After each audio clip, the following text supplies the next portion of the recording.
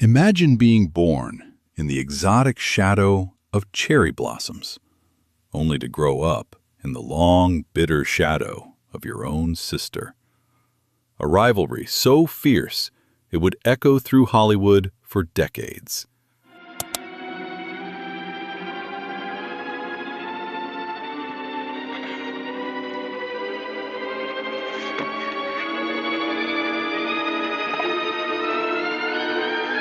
Tell Mrs. Danvers I wish to see her immediately.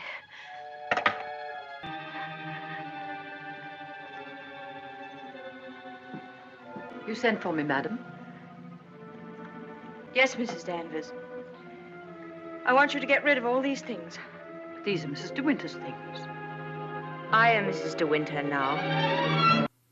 Before we dive into this dramatic Hollywood story, don't forget to subscribe to Sajjad Classics channel for more untold stories of Golden Age legends, because the truth behind the glamour is always more fascinating.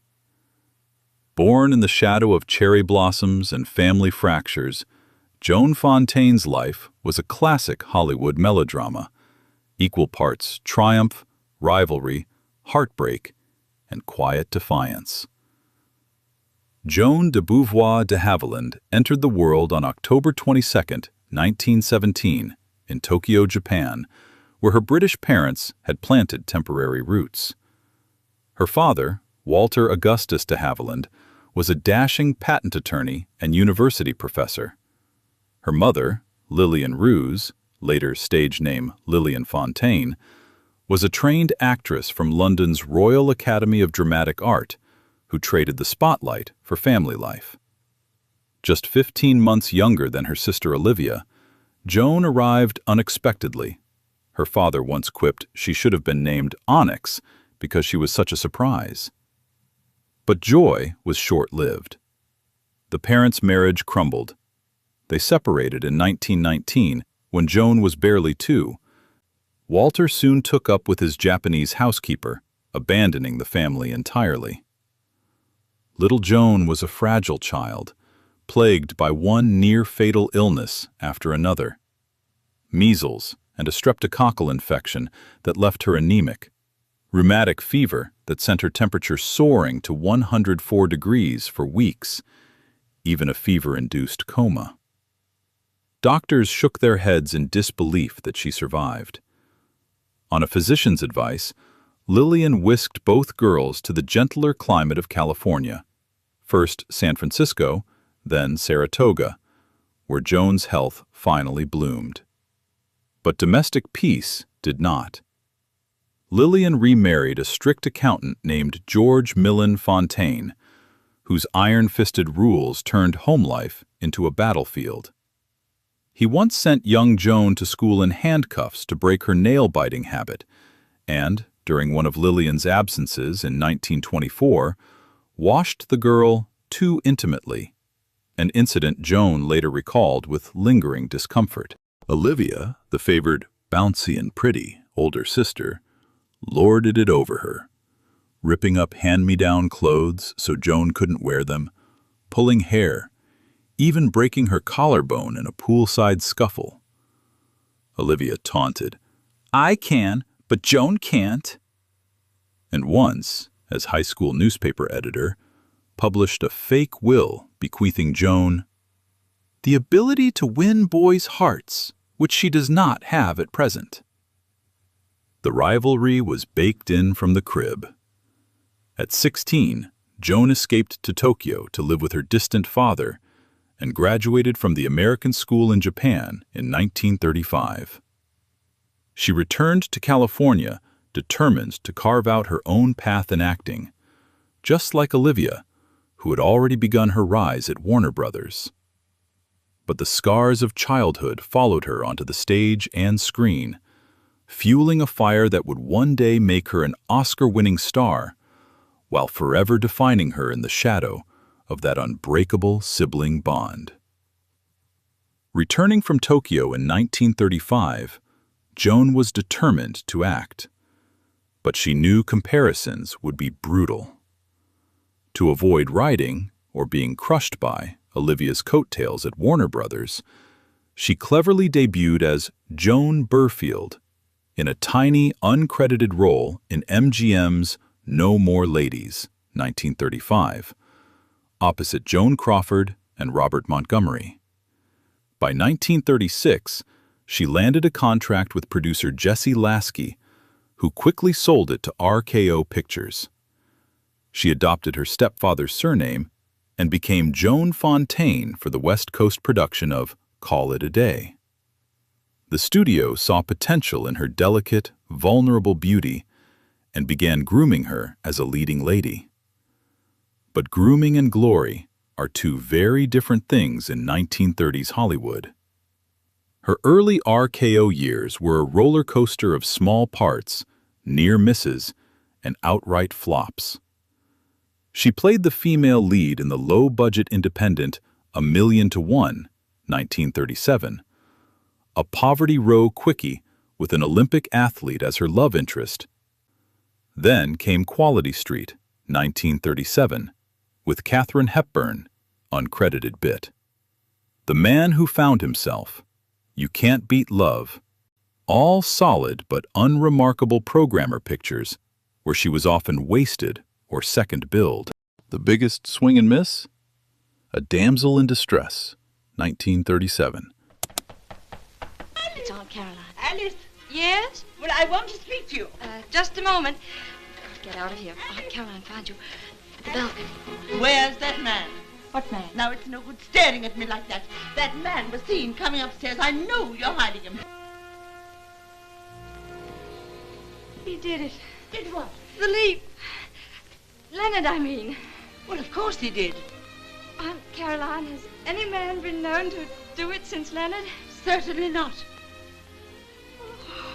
Directed by George Stevens and starring Fred Astaire. Joan was cast as the aristocratic love interest in a sparkling Gershwin musical. Audiences expected magic, but the film flopped hard. Joan's singing and dancing came under fire. At the premiere, she reportedly overheard a woman loudly declare, "Isn't she awful?" A line that cut deep for a young actress already battling insecurity. Critics called it an A-budget but Z story, and the disappointment stung. She kept plugging away. A small but catty role in George Cukor's star-studded The Women, 1939, alongside Joan Crawford and Norma Shearer, where she held her own in the sharp-tongued ensemble. Then Gunga Din, 1939. Sergeant Valentine, hold it! Right, sir. He called you Sergeant. Why is he still calling you Sergeant? You're not in the army. It's just no habit of his. It's hard to break. I'll see you tomorrow, huh? Why do you lie to me? Why didn't you come right out and say you don't want to get married? You'd rather be with him. Why fool me by telling me how much you hated him and his ugly face and all the ugly faces in the army? The big-budget adventure with Cary Grant and Douglas Fairbanks Jr., a massive hit, but her part as the love interest was relatively minor. RKO kept her in colorless heroine roles, the fragile ingenue who cried beautifully but rarely got to shine. 4 long years of this, promising starts that fizzled, typecasting as the pretty but passive girl, and the nagging fear that she might always be Olivia's little sister in the industry's eyes. Her contract felt more like a cage than a launch pad. She studied hard, auditioned relentlessly, and carried the quiet defiance forged in childhood. Then, one ordinary dinner party flipped the script. Joan found herself seated next to producer David O. Selznick, who was deep in pre-production for Daphne du Maurier's Rebecca. They chatted about the novel. Something in her soft-spoken vulnerability caught his, and later Alfred Hitchcock's, attention. What followed was a brutal 6-month cattle call. Hundreds of actresses tested, big names floated, including, allegedly, Olivier's own preference for his then-fiancée, Vivien Leigh. Joan endured endless screen tests, notes, and doubts. But Hitchcock saw exactly what he needed: a natural nervousness and wide-eyed innocence that perfectly embodied the timid, unnamed second Mrs. De Winter, haunted by the ghost of her husband's first wife. Her haunched shoulders and anxious energy sold it. Against the odds, the 22-year-old Joan Fontaine beat out the competition and landed the role of a lifetime in Hitchcock's American directorial debut. The rest, as they say, is Oscar history. Rebecca, 1940. Whenever you touched me, I knew you were comparing me with Rebecca. Whenever you looked at me, or spoke to me, or walked with me in the garden, I knew you were thinking, this I did with Rebecca, and this, and this. Oh, it's true, isn't it? You thought I loved Rebecca? You thought that? I hated her.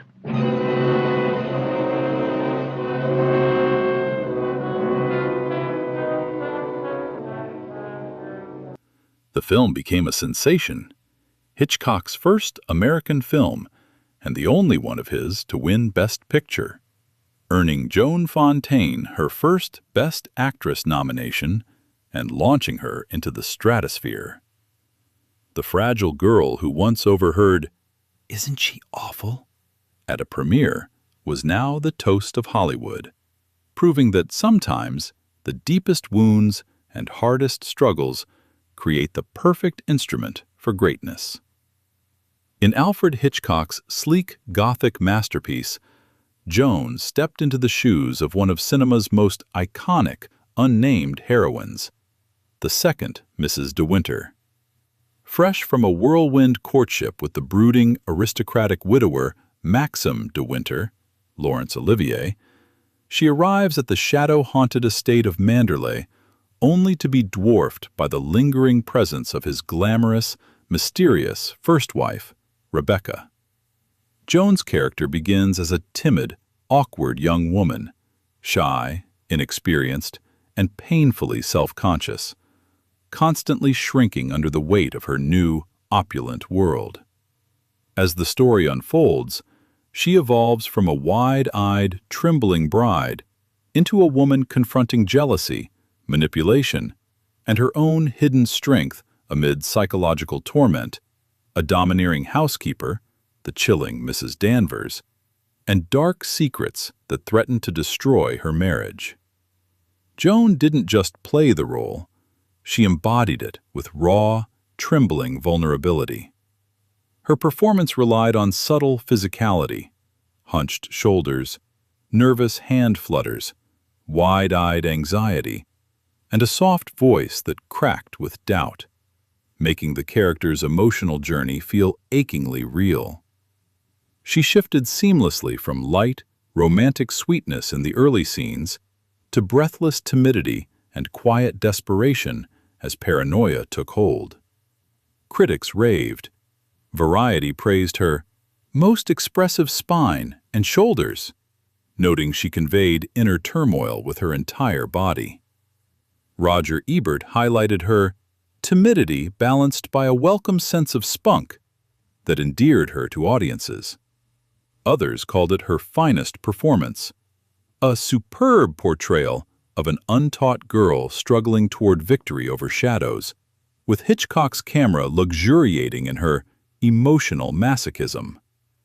Some found her fluttery style occasionally maddening, yet most agreed it was pitch-perfect, creating a haunting vulnerability that anchored the film's suspense. That nomination, and the film's 10 other Oscar nods, marked her arrival as a serious, dramatic force. The nervous energy she channeled here would fuel even greater triumphs just ahead, including her Oscar-winning turn the very next year. Suspicion, 1941. Johnny, you're locking up. What about Ethel? Well, it's Ethel's day off. She won't be back until morning. What about Cook? Oh, what's the matter, dear? Have you forgotten? Cook's away on a holiday.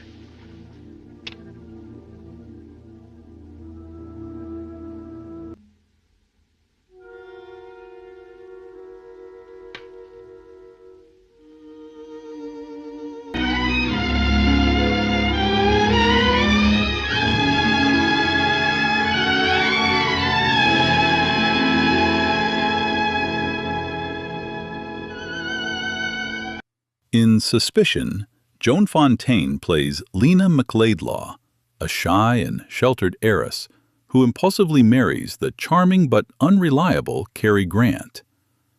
After marriage, she gradually discovers his lies and reckless behavior, which makes her question his true nature. Her role is powerful because her fear builds slowly and silently. Instead of dramatic scenes, Fontaine uses subtle expressions and body language to show Lena's growing anxiety and suspicion that her husband may be planning to kill her. The audience experiences everything through her perspective, making it unclear whether the danger is real or imagined.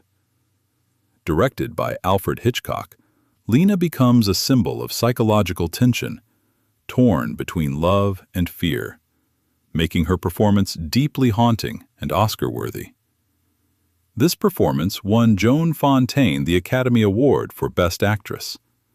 Critics from outlets like Variety praised her subtle, internalized acting, noting how she conveyed mounting terror through silence and expression rather than dialogue. Reviews highlighted her ability to make the audience share her uncertainty and fear.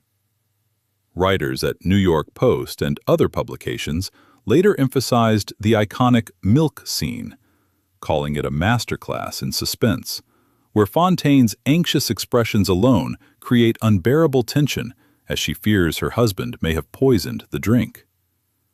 Fontaine is the only actor to win an Oscar in a Hitchcock film.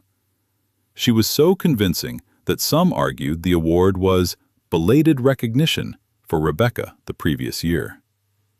Hitchcock famously manipulated her on set, telling her everyone disliked her to generate genuine on-screen anxiety. This Above All, 1942.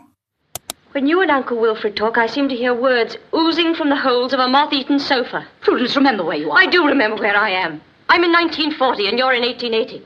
You and people like you are worse danger to us than Hitler is. Yes, I mean it. One day we may look back and thank Hitler for some of the things he's done to wake us up, but we'll never look back and thank you. You hate this war because you knock your shins in a blackout. You grumble about it because it deprives you of your favorite German bath salts. And what's more, you fear it because the common men who are doing the fighting may suddenly begin to doubt the importance of risking their lives to keep the Uncle Wilfreds and the Aunt Irises in a mortal part of England. Give me a glass of sherry, will you, Parsons? In This Above All, Joan Fontaine plays Prudence Cathaway, a privileged aristocrat who rejects her elite lifestyle to serve during wartime. She falls in love with a troubled deserter, played by Tyrone Power, and struggles between her ideals of duty and her emotional attachment to him. Fontaine portrays her with quiet strength and sincerity, showing a woman torn between patriotism, love, and personal conviction. One critic admits being often critical of Fontaine, but calls her exceptional and very effective here. The plot is a bit hard to believe. She loves a deserter she barely knows, but the wonderful evocative mood saves it. Trivia: Tyrone Power plays a Brit without a British accent. The film is positive propaganda for World War II Britain. The Constant Nymph, 1943.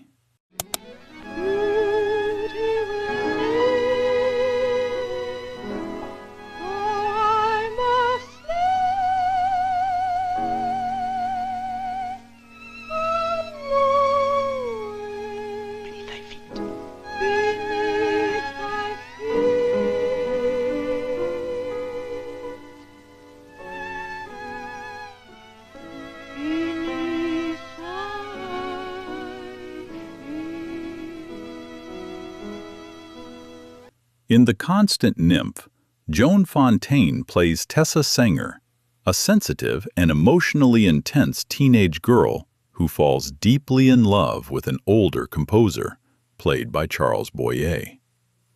Her love is pure and almost spiritual rather than physical, as she completely idolizes him despite his flaws. Fontaine portrays Tessa with a striking mix of childlike behavior and deep emotional maturity. She appears restless, awkward, and innocent on the surface, yet her feelings are intense and overwhelming. This contrast makes her performance both convincing and slightly unsettling, as the audience sees a young girl experiencing emotions beyond her age. As the story progresses, her unreturned love turns into quiet suffering. Instead of dramatic breakdowns, Fontaine shows Tessa's heartbreak through subtle expressions and emotional withdrawal, making her tragedy feel soft but deeply painful. Directed by Edmund Goulding, the role stands out for its risky nature, and Fontaine's ability to capture youthful devotion and vulnerability is what earned her an Academy Award nomination, her second Oscar nomination. The performance divides audiences. Some find her coltish awkwardness brilliant. Others see an adult flitting about, pretending to be a child. Leonard Maltin praised her realistic portrayal, capturing a teenager's spiritual devotion to an unworthy man. Trivia: Fontaine was 26 years old during filming. To appear younger, costumers made her dresses oversized, so she seemed like a child trying on her big sister's outfits. Charles Boyer, her co-star, was 20 years her senior, typical for Hollywood's May-December romances. Jane Eyre, 1943. That is all, Eyre. I cannot accept your offer, sir. And why not, pray? I do not wish to stay at Lowood. This is unheard of. The ingratitude. What have I to be grateful for? 10 years of harshness and Silence! And where, may I ask, do you intend to go? Out into the world, sir. Out into the world. I warn you, if you persist in your folly, this haven will never again be open to you. I am leaving Lowood, sir. In Jane Eyre, Joan Fontaine plays Jane as a quiet, plain, and morally strong governess whose power lies not in appearance, but in her inner strength and integrity. Coming from a harsh childhood, Jane grows into a woman who values self-respect above everything, even love. When she enters Thornfield Hall and meets the intense and mysterious Orson Welles as Rochester, she forms a deep emotional connection with him, yet never allows herself to lose her principles. Fontaine's performance is deliberately restrained. Instead of dramatic displays, she uses calmness, controlled emotion, and quiet dignity to portray Jane's character. Critics from Variety praised her understated acting, noting that her lack of glamour actually made her more faithful to Charlotte Bronte's original heroine.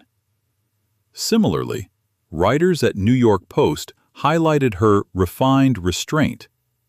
As the story unfolds, Jane faces emotional and moral challenges, especially in her relationship with Rochester. Fontaine shows this conflict beautifully.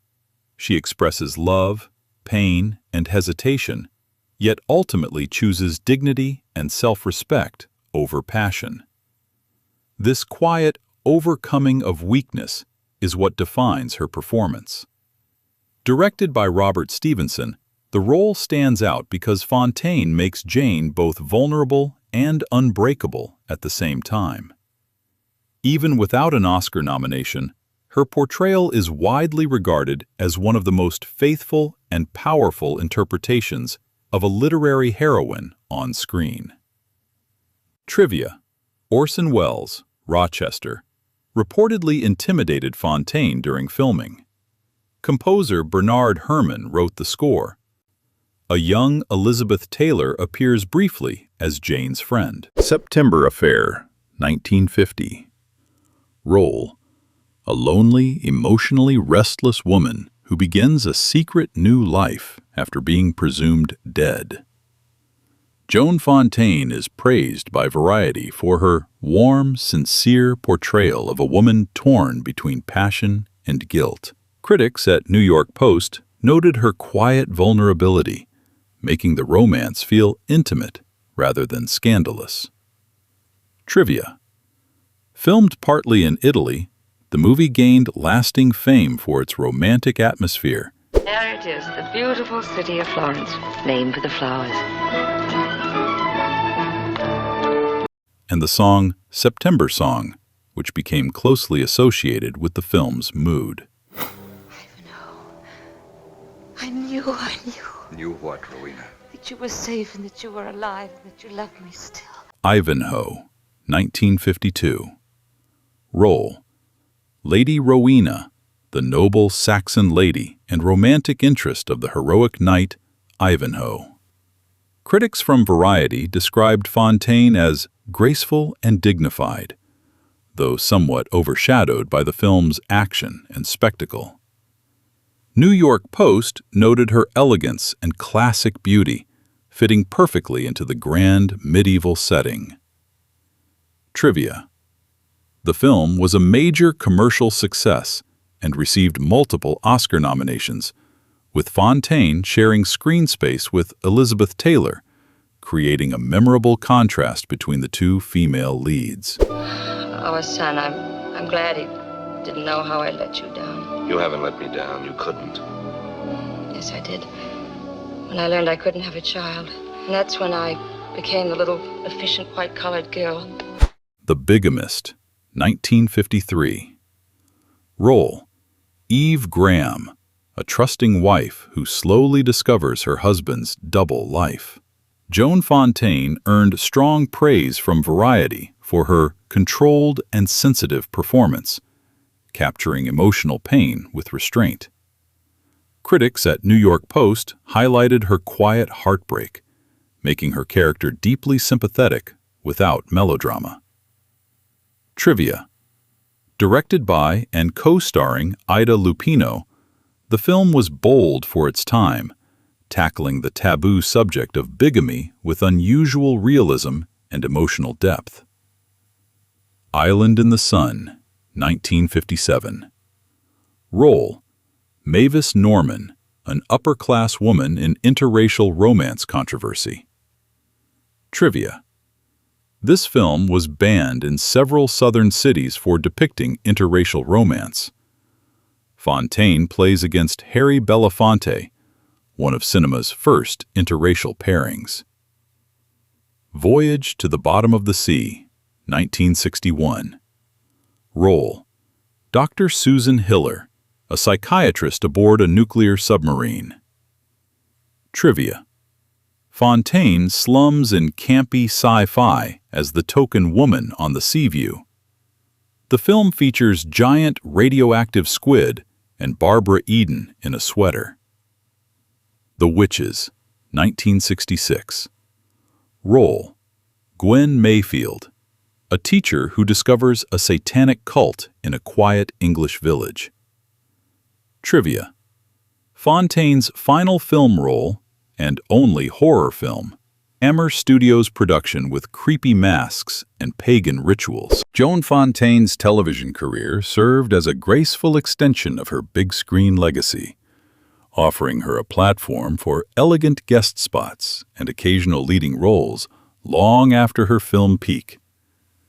Starting in the early 1950s, she appeared as a prestigious guest star on prestigious anthology series such as Four Star Playhouse, Ford Television Theater, Star Stage, the 20th Century Fox Hour, The Joseph Cotton Show, General Electric Theater, Alfred Hitchcock Presents, Wagon Train, and The Bing Crosby Show, often bringing her signature blend of vulnerability and sophistication to dramatic teleplays. In the 1960s and beyond, she continued with episodes of The Love Boat, Bare Essence, Hotel, and the soap opera Ryan's Hope, earning an Emmy nomination for her guest role in 1980. She also starred in several TV movies, including The Users, 1978, as Grace St. George, Dark Mansions, 1986, as the mysterious matriarch Margaret Drake, a role echoing her Rebecca days, Crossings, 1986, and her final screen appearance as Queen Ludmilla in the 1994 family film Good King Wenceslas. These later TV turns allowed her to work selectively while embracing a quieter life, proving her enduring poise and talent even as she stepped further from the spotlight. Off-screen, Joan's romantic life unfolded like one of her own screen melodramas, a whirlwind of passion, heartbreak, 4 marriages, broken engagements, and enough tabloid whispers to fill a scrapbook. She once quipped that when a golfer asked about her handicap, she shot back, "Men." It was classic Joan, sharp, self-aware, and unafraid to laugh at the chaos. Her first marriage came in 1939, right as stardom beckoned. She wed British actor Brian Aherne, a suave matinee idol nearly a decade her senior, who had once dated her sister Olivia, adding instant fuel to the family fire. They married in a romantic ceremony in Monterey, California, and even shared a passion for flying, piloting their own Waco plane together. But the union proved fragile. They separated in 1944 amid growing tensions and divorced in 1945. Joan later reflected on the pain of that first failure, yet she emerged determined to keep moving forward. In 1946, she married producer William Dozier, who would later co-create the Batman TV series. Their daughter, Deborah Leslie Dozier, arrived in 1948, bringing joy amid the demands of Hollywood life. Joan co-founded Rampart Productions with Dozier, producing some of her own work, but the marriage soured. They divorced in 1951 after a bitter custody battle that Joan ultimately won. Around the same time, she informally adopted a young Peruvian girl, Martita Valentina Pareja, as a companion for Deborah. Yet family bonds frayed over the years. Joan later became estranged from both daughters. Rumors suggested the rift deepened because the girls maintained contact with Aunt Olivia, though the full story remains layered with mutual resentments. Joan raised her children largely alone, often philosophically shrugging off the divorces while pouring herself into work and private adventures. Marriage number 3 arrived in 1952 when she wed producer and screenwriter Collier Young, formerly married to actress Ida Lupino. Their partnership had a creative spark. Joan had co-starred with Lupino in The Bigamist, 1953, during this period, but it ended in divorce in 1961. Her fourth and final husband was Alfred Wright Jr., a golf editor for Sports Illustrated and former Life magazine correspondent. They married in 1964 and divorced amicably in 1969. Through it all, Joan's dating life stayed lively and whispered about in columns. Rumors swirled of a fling with Howard Hughes, whom she allegedly stole from Olivia at a party in 1939, and she candidly recalled in her memoir how actor Conrad Nagel, more than 20 years her senior, had surprised her out of her virginity during a duck hunting trip in 1938. She was also linked to royalty, politicians, including Adlai Stevenson, and other Hollywood figures, but she never let romance define her entirely. The sisterly feud, however, burned hotter and longer than any marriage. The childhood rivalry, Olivia the favored, bouncy and pretty one, Joan the fragile afterthought, never cooled. It poisoned family gatherings, Oscar nights, and even their mother Lillian's final days. At the 1942 Academy Awards, when Joan won for Suspicion, she reportedly froze until Olivia, "Get up there." Years later, when Olivia won her own Oscar, Joan claimed her sister turned away from her outstretched hand. Tensions escalated around their mother's death from cancer in 1975. Joan, then on tour with a play, said Olivia, who had rushed from Paris to care for Lillian, blocked her from the bedside and failed to properly notify her about the funeral arrangements. Joan threatened publicity to force a postponement and attended, but the service ended in icy silence. Olivia scattered a handful of their mother's ashes, then wordlessly passed the urn to Joan. The sisters exchanged no words that day and never spoke again. In 1978, Joan poured gasoline on the flames with her best-selling memoir, No Bed of Roses. The book was a delicious, unfiltered tell-all in which she portrayed herself as the perpetual victim of Olivia's jealousy, their mother's favoritism, and a Hollywood machine that pitted sisters against each other. She detailed childhood cruelties, Oscar night snubs, lost wedding veils, and a lifetime without one act of kindness from Olivia. Olivia dismissed it as no shred of truth, but the public feasted on the drama. Joan declared she could divorce her sister, just as she had her husband's, and the estrangement held firm until the end. Joan lived her later years in elegant seclusion at her Villa Fontana estate in Carmel-by-the-Sea, California. A stunning home with sweeping views of Point Lobos. She stepped away from the spotlight, but remained adventurous in private. A licensed pilot who flew her own plane. A balloonist who competed in international races. A deep-sea diver.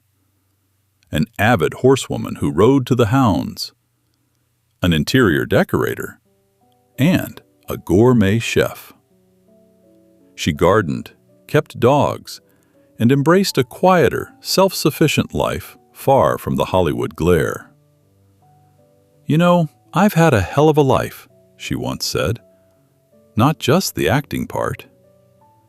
She died peacefully in her sleep at home on December 15, 2013, at age 96, of natural causes. Olivia de Havilland, who outlived her by nearly 7 years, issued no public statement.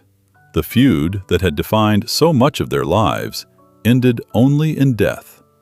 The final, unspoken curtain call. Joan Fontaine didn't just survive Hollywood's golden age. She illuminated its most haunting corners, turning childhood pain, romantic turbulence, and a legendary sibling war into performances of trembling vulnerability and quiet steel. She created roles that still linger like a whisper in the dark. From a sickly girl born under Tokyo's cherry blossoms to an Oscar-winning icon, her story was never a bed of roses, but it was one hell of a picture, rich with triumph, defiance, and unforgettable drama.